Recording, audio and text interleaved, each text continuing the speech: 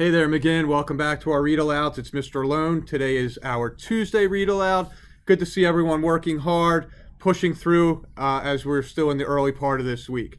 One of the things that is really important in this library and should be in all libraries is that kids see themselves in all books. Everybody should be able to have some sort of book or many books where they say, hey, I can make that personal connection. That looks like me. That's someone who acts like me. It's all about inclusion. It's what's called windows and mirrors. And it's really nice to see something that you can make that nice connection with. So today I'm going to read a book that was donated to our school that Miss Horvath brought by. And it's all about inclusion and belonging. And this is called Always Anjali. Here we go.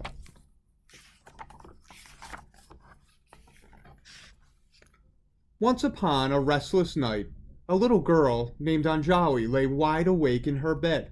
She was turning 7 the next day, and she had super important business on her mind. Bikes. All she wanted was one of her own. Finally, the sun rose, and Anjali sprang out of bed. She zoomed downstairs right past her mom, not stopping until she found herself in front of a large box. She closed her eyes, took a deep breath, and carefully opened it. Thank you, thank you, thank you, she cried. It's perfectly stupendous, just like a race car. Anjali cheered as she took a spin around the kitchen. Can I take it to the school carnival this afternoon? Anjali hit the brakes at her mom's feet. Please, please, pretty please. Anjali's face lit up when her mom nodded.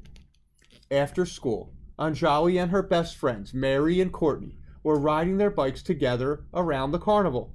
Mary spotted a booth that was selling personalized license plates.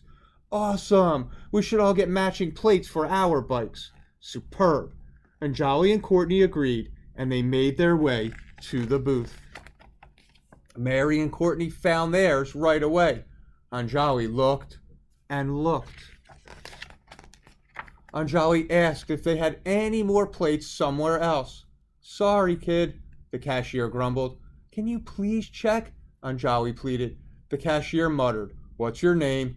Anjali. Huh? Spell it. The cashier chuckled and tossed a plate in front of Anjali.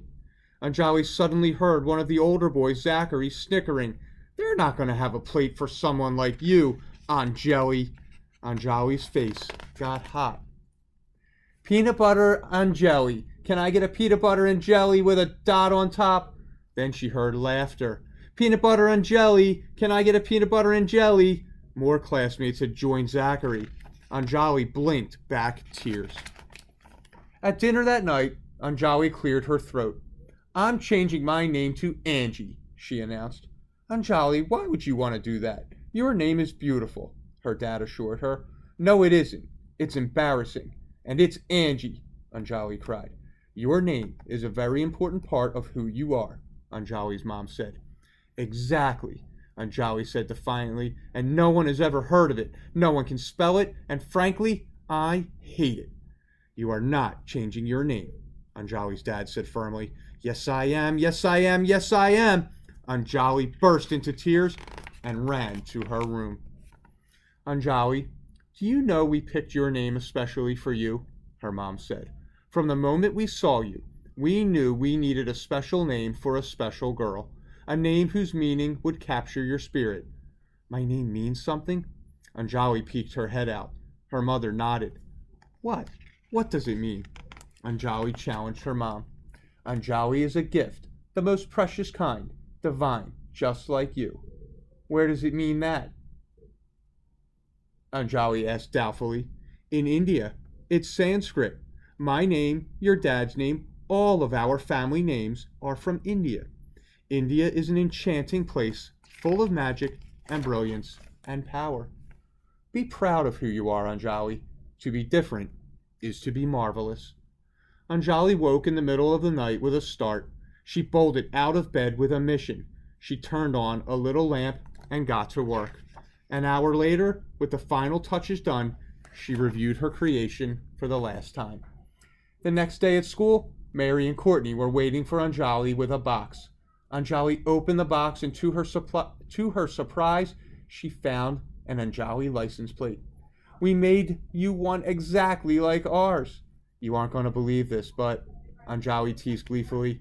She pulled the license plate she had made out of her backpack. Mary and Courtney squealed. Their classmates walked over, wondering what was causing all the commotion. When they saw the special license plate Anjali had made, everyone wanted one that would be just as one of a kind. Wow, you made that? Love those colors and how you drew the letters. Oh, I've never seen anything like it. What are those beautiful little gem things? They're called bindies. Cool, can you make one for me that no one will have too? After school, when Zachary spotted Anjali, he yelled, "Hey, Anjali, did you have a peanut butter and jelly sandwich for lunch?" He burst out laughing. Anjali took a deep breath and stood up straight. Looking right at Zachary, she quipped, "They're the best kind." She hopped on her bike and whizzed past Zach and his friends. She had places to go and didn't have time for foolishness. She knew there was greatness in not being one of the crowd, and she vowed to always be Anjali. So, boys and girls, I hope you enjoyed that story where her friends showed her the inclusion by reaching out and making a plate for her, but also how Anjali learned that lesson of be proud and of who we are, where we come from, and let's celebrate our individualness. So I'll be back tomorrow with another read aloud. Have an awesome night, McGinn.